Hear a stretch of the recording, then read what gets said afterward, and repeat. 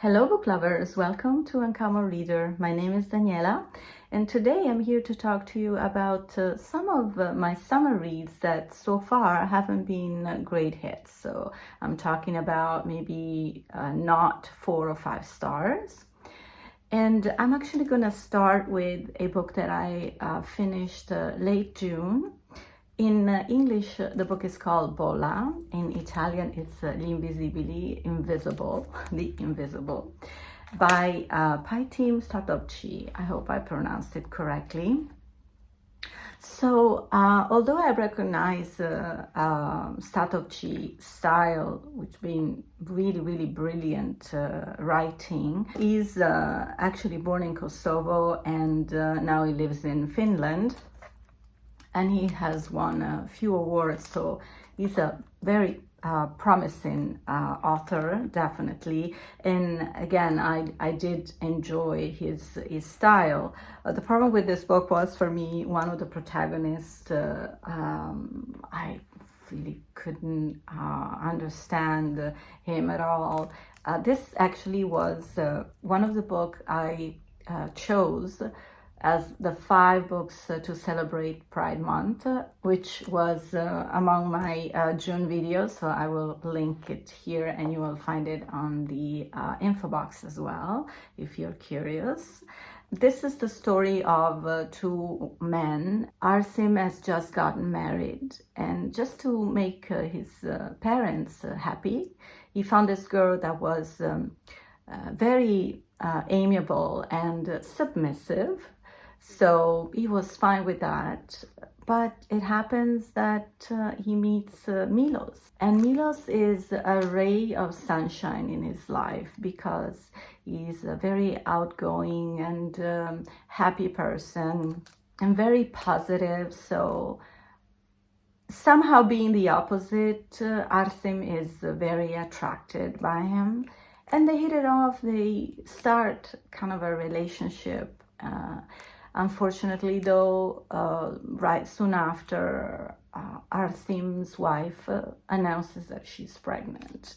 And we're also in the midst of the war. We are in 1995 in Pristina. That's where they meet. And after some pressure, Arsim is kind of feels obliged to take the families abroad to protect his family and the child his wife is bearing. And so they have to say goodbye. But this goodbye will really torture Arsim. That will sort of make a drastic change for the worst. He's becoming very abusive towards his wife, very hateful. So that's where, for me, I cannot approve whatever he does and however he acts. It's going to be very hard for me to keep reading because he's very obsessed by the fact that he lost Milos. But he also chose not to keep in touch with him because he abandoned him in the morning, the last night they spent together, and he left without leaving any way to contact him. So Milo's also very distraught and doesn't understand why things had to end so abruptly and they couldn't keep in touch. But it was, I think, Arsim's decision. And so I'm not going to keep talking about what happens next because, you know, you might be curious to read this book. But that's where, when he started to get abusive, that's where I lost him. And I could not sympathize with whatever he did. The family kept growing, and at one point they also went back to Kosovo. And there are other things that happen which I totally do not understand this character at all. Many people love this book. And there are books where, you know, the main character is mean, but somehow there are some traits that you might still find fascinating.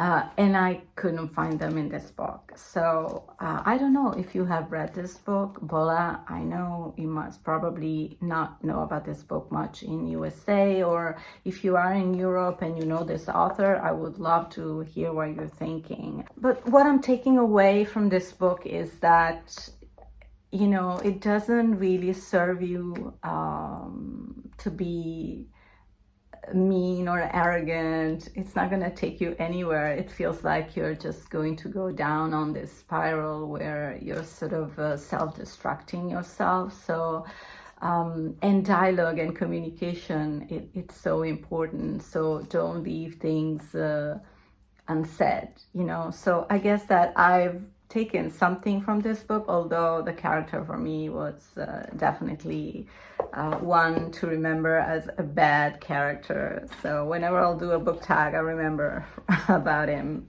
So the next book I'm going to talk about, it's not that I didn't like it, but I have mixed feelings, and I will tell you what kind of disturbed me. The writing is excellent. This is The Vegetarian by Han Kang, which I bought in California at Prose in Berkeley. And I've always wanted to read this book, just a few years I've been hearing about it. So I was very curious and I bought it. So for me, I don't know if I should tell you this right away, but by the title, I think I had a different idea of this book. So being a vegetarian makes me feel like vegetarianism is misrepresented in this book. So as I was progressing in the story, I was thinking, this has nothing to do with vegetarianism per se. It's just taking it way far beyond. The story is about a female that decides not to eat meat. And from there, her too goes down on a spiral that is bringing her to very, very extreme life-threatening situations. And she is surrounded by her family. We barely hear her story, her side of a story. The book has 3 parts, and in one of them, the first one, we hear from her husband. In the second part of the book, we hear from her brother-in-law, and in the third part, we hear from her sister. So we see 3 different perspectives of her life, but from other people. And we barely hear from her. And we just have a few sentences written in italics in the book that kind of shares just a glimpse of what her feelings are. I was immediately struck by this book, beautiful writing, but the characters were something else. Here, how the book starts, and her husband is the narrator in this first part. Before my wife turned vegetarian, I'd always thought of her as completely unremarkable in every way. To be frank, the first time I met her, I wasn't even attracted to her. Middling height, bobbed hair, neither long or short, jaundice, sickly-looking skin, somewhat prominent cheekbones. Her timid, sallow aspect told me all I needed to know. As she came up to the table where I was waiting, I couldn't help but notice her shoes, the plainest black shoes imaginable, and that walk of hers, neither fast nor slow, striding nor mincing. However, if there wasn't any special attraction, nor did any particular drawbacks present themselves, and there was no reason for the 2 of us not to get married. No reason, like no love, maybe. The passive personality of this woman, in whom I could detect neither freshness nor charm, or anything especially refined, suited me down to the ground. There was no need to affect intellectual leanings in order to win her over, or to worry that she might be comparing me to the preening man who posed in fashion catalogs, and she didn't get worked up if I happened to be late for one of our meetings. The pouch started appearing in my mid-20s, my skinny legs and forearms that steadfastly refused to bulk up in spite of my best effort.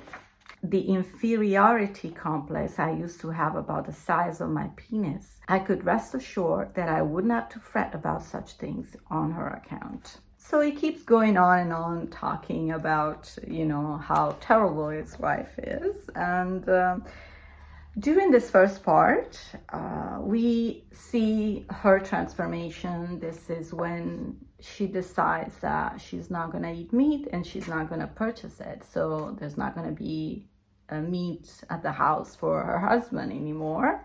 He starts complaining. He starts seeing some changes in her, like her skin gets even worse than what it was before.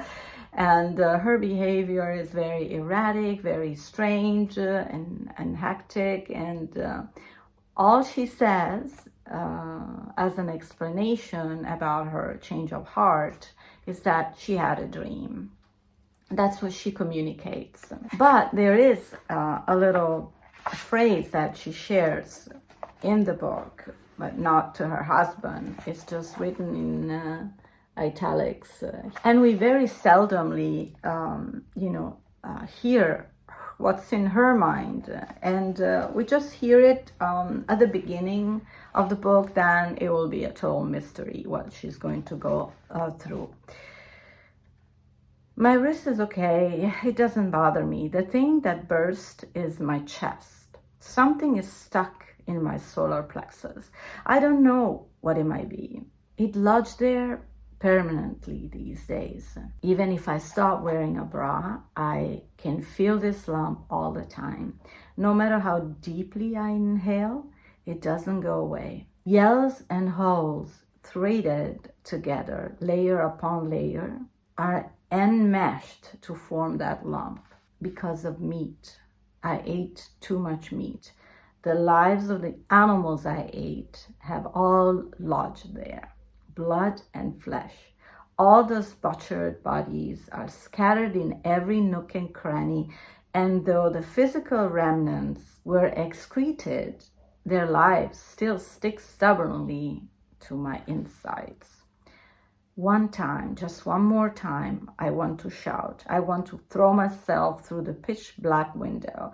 Maybe that would finally get this lump out of my body. Yes, perhaps that might work. Nobody can help me. Nobody can save me. Nobody can make me breathe. Okay, so this is very strong.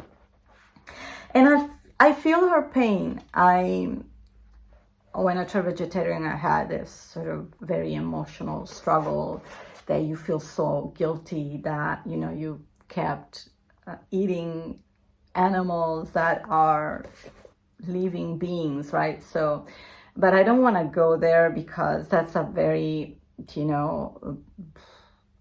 massive topic to talk about. So I just want to focus on the book. So I do feel her pain, but I miss more of her voice in this book. We will hear about her brother-in-law who will sort of develop kind of a crush for her.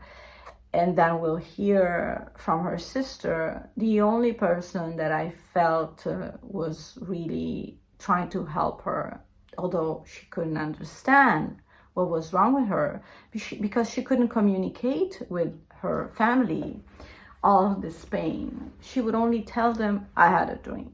So it felt to me like she wanted to be part of nature, like to repent her sins of a meat eater and become part of nature. So at one point she stopped eating altogether, becoming anorexic. And that's what I felt disconnected with the beautiful message that vegetarianism is trying to, represent.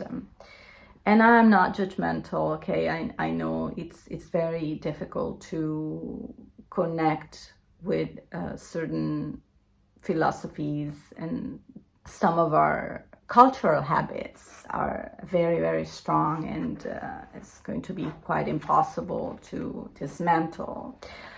But I mean, I just loved the writing style. I really felt like it could be represented differently. And maybe this is what the author wanted to convey, you know, how people and cannot connect with that message view someone that takes things to the extreme. And extremes are never good. I totally agree. When things are brought really to the extreme, it takes you to a very dangerous place, like this woman did. But I guess that there's also some mental issues that are in play here. So in a way, maybe I did not understand the book thoroughly, and I would welcome anyone who had read this book to share their opinion, because I think it could really start a good conversation that could help me understand certain aspects of the book that I might have missed. So moving on to lighter subjects, I can tell you I was quite disappointed with the Mystery Guest, which is the sequel of The Maid by Nita Prose. I adored The Maid because it was so fresh and new and unusual. The main character, which I believe was called Molly, I have like a blank mind right now. And she was so unique in her being naive and totally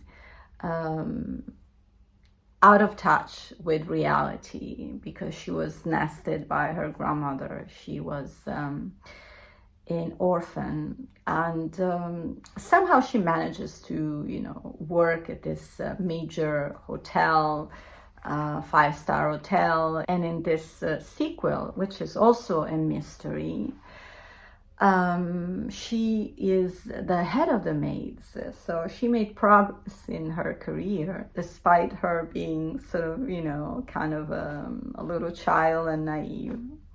But she's very precise in her work. That's why she's very admired. The mystery in this book brings her back some memories about childhood, because she has known this famous author that comes to the hotel to give a book presentation.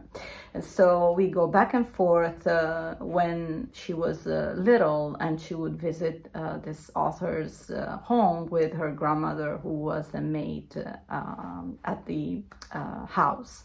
I think the mystery story wasn't too interesting, and also I think that the way they developed her character wasn't that enjoyable anymore. So I did finish the book. I really didn't find anything new that it could add, and actually maybe I'm not saying it ruined the memories of the maid, but I didn't think it was a good sequel. Too bad. But moving on, 2 books I didn't finish, and we'll keep talking about mystery with the S.J. Bennett Murder Most Royal. And I was very disappointed about this one, because I love this series of Queen Elizabeth II being an investigator. I thoroughly enjoyed, especially the first one was awesome, and the second too. But this one, it was just so boring and very slow. I was going online to try to figure out how it ended, because I really didn't want to read it, but I was kind of curious to see how it ended. But all I could find was reviews of people that had the same sentiment as I had, that, you know, it was just too long and tedious and nothing was really happening. So I was actually glad that I didn't feel guilty about abandoning this book. But if you feel differently about it, let me know in the comments.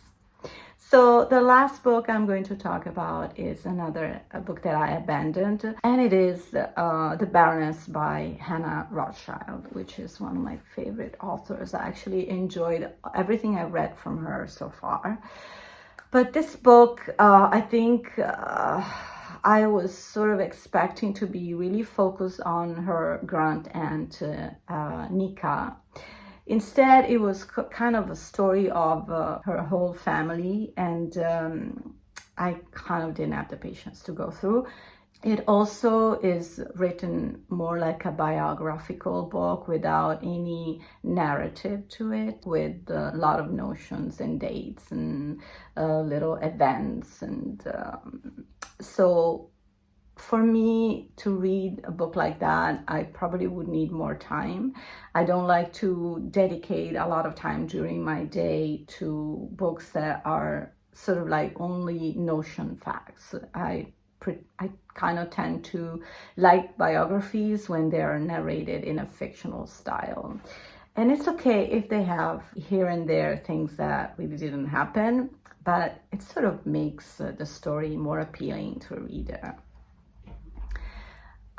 So I abandoned it, although I was skimming through and maybe trying to find the parts where Nika was mentioned, and I actually found out that she is one of the protagonists in the movie Bird by Clint Eastwood that I haven't seen. She decided at one point in her life that she would leave her husband and all the wealth of the family, although I think that she still had money to survive with, and moved to USA in New York, where she became sort of a philanthropist supporting musicians and jazz musicians. And I think she had an affair, a love story with one of them. So as you see, I haven't gone through the whole book, so I don't know many of the details. And I actually saw that finally the book has arrived in my library, so I might rent it again in the future and go through the book in a different way with more time. And maybe when I read books like that, I like to read other things in between that have that fictional narrational style that sort of suits me better. But I am interested because I think that her character deserved maybe a full attention on that book. I really don't really want to know about the grandfather, the grandmother, the mother, and the father of Nika. I probably understand that it might kind of give more of an idea of what her background is, but don't give me chapters and chapters of that. Just give me a glimpse of it, that some particular that can make me understand why she reacted that way, why she decided to leave UK for New York or whatever. So yes, that was an abandoned book, and this is the end of the video. Sorry if I went on and kept sort of repeating myself on certain things, but it's hot. It's hot and humid here. I'm actually shooting early in the morning because I know later during the day it's going to be too crazy to stand in front of the window and enjoying the natural light. So I bid you goodbye. Thank you for watching. I look forward to talk to you in the comments if you have the patience, and I look forward to see you here on Uncommon Readers soon, where I'm going to talk about books that have 4 and 5 stars finally. So I'll see you soon. Happy reading in the meantime. Ciao.